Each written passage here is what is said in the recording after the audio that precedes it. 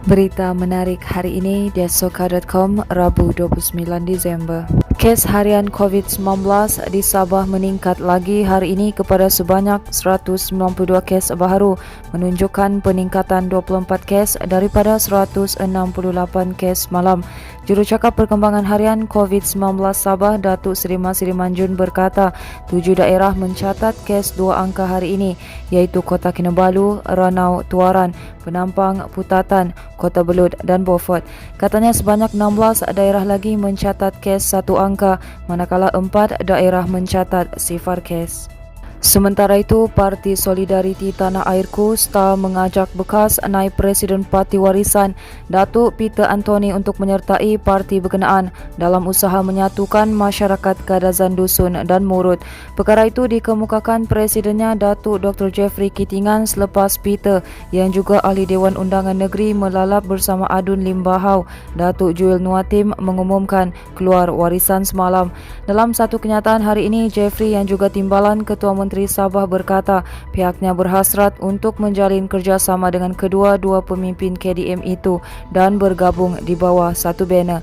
Jeffrey yang juga Adun Tambunan berkata pilihan raya negeri Sarawak baru-baru ini menunjukkan rakyat di negeri Borneo mula menolak parti berasal dari Semenanjung dengan memberikan undi yang memberangsangkan kepada parti tempatan.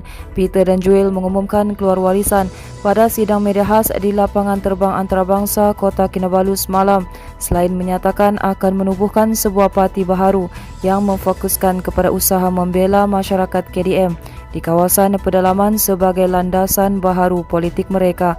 Berdasarkan spekulasi sebelum ini, selain Peter dan Joel, beberapa lagi wakil rakyat pembangkang termasuk dari PKR dikabarkan akan mengikut langkah Peter. Manakala Latih Amal Latika Andaian Sabah 2021 diadakan bagi memantapkan lagi pasukan polis di Raja Malaysia PDRM di setiap daerah di negeri ini sebagai persediaan berdepan sebarang kemungkinan di masa hadapan. Pengarah Jabatan Keselamatan Dalam Negeri dan Ketenteraman Awam KDNKA, Datuk Hazani Ghazali berkata ia bukan saja membabitkan krisis keganasan tetapi juga pemantapan pengurusan bencana alam. Katanya sepanjang latihan selama 2 hari itu, setiap ketua polis daerah di negeri ini diberikan ilmu dan pengetahuan sepenuhnya yang difikirkan bersesuaian. Terdahulu Hazani menyaksikan adegan menyelamatkan 2 tebusan oleh pasukan khas PDRM dan pasukan unit tindakan khas UTK di kawasan ladang sawit Melangking. Beliau turut melepaskan tembakan RPG dari pentas pemerhati ke kawasan lokasi adegan pertempuran pada jarak 400 meter. Hazani berkata setakat ini PDRM bersama agensi lain sentiasa bersiap sedia berdepan sebarang krisis atau bencana. Katanya tahap keselamatan di Sabah juga berada dalam keadaan terbaik dan ia dimantapkan lagi dengan latihan kali ini. Sementara itu, Hazani berkata latih amal ini tidak hanya khusus untuk negeri Sabah semata-mata, malah ia akan dilakukan di seluruh negara. Katanya selepas ini pihaknya merancang untuk menganjurkan latihan ini di Sarawak dan Semenanjung Malaysia yang dipecahkan kepada 3 zon.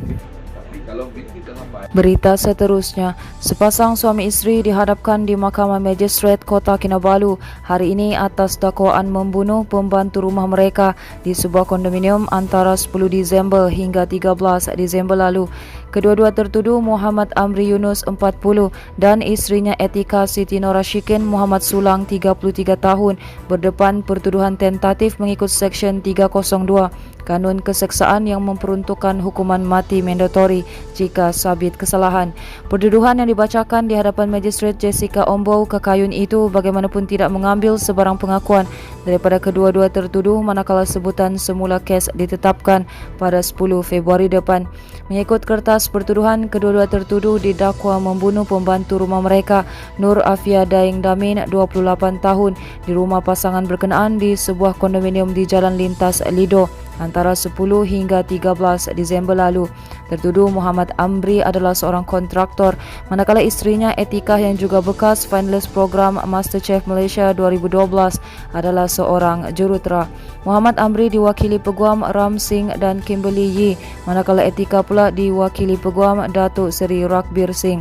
Pendakwaan kes pula dijalankan Pengarah Pendakwaan Negeri Sabah Irwan Swainbon dan Timbalan Pendakwa Raya Ali Imran. Sementara itu, pasangan berkenaan turut diperintah menjalani tahanan reman lanjut sehingga kes mereka selesai. Berdasarkan laporan sebelum ini, pasangan berkenaan ditahan pada 14 Disember lalu, iaitu sehari selepas mereka membuat laporan polis mendakwa menemui pembantu rumah mereka di atas lantai di kondominium mereka selepas balik daripada bercuti di Kundasang, Ranau.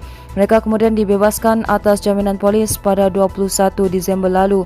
Kehadiran mereka di mahkamah hari ini ditemani ahli keluarga dan 3 anak yang masih kecil. Baiklah, ini merupakan berita terakhir dari kami, di mana hujan lebat sejak lewat malam tadi mengakibatkan sebuah rumah yang dihuni 11 orang sekeluarga di kampung pantai Jalan Sindumin Sipitang dinaiki air. Bimbang dan keselamatan keluarga termasuk seorang bayi. Mangsa terus menghubungi Jabatan Bomba dan Penyelamat Malaysia untuk mendapatkan bantuan pemindahan segera. Ketua Balai Bomba dan Penyelamat Sipitang, Penolong Penguasa Janil Jaya berkata pihaknya menerima panggilan kecemasan pada jam 5.55 pagi tadi. Katanya susulan laporan itu sepasukan 9 anggota dan pegawai bersama sebuah jentera dan bot serta van unit bantuan perkhidmatan kecemasan dikerah ke lokasi kejadian. Sebaik tiba di lokasi kejadian, semua mangsa yang dianggarkan berusia lingkungan setahun hingga 60 tahun terperangkap di kawasan banjir setinggi melebihi 1 meter. Semua mangsa kemudiannya dipindahkan ke rumah keluarga di kawasan selamat yang tidak terjejas akibat banjir. Baiklah, itu sahaja yang dapat kami kongsikan setakat ini. Teruskan bersama kami untuk mendapatkan berita komprehensif hanya di diasoka.com.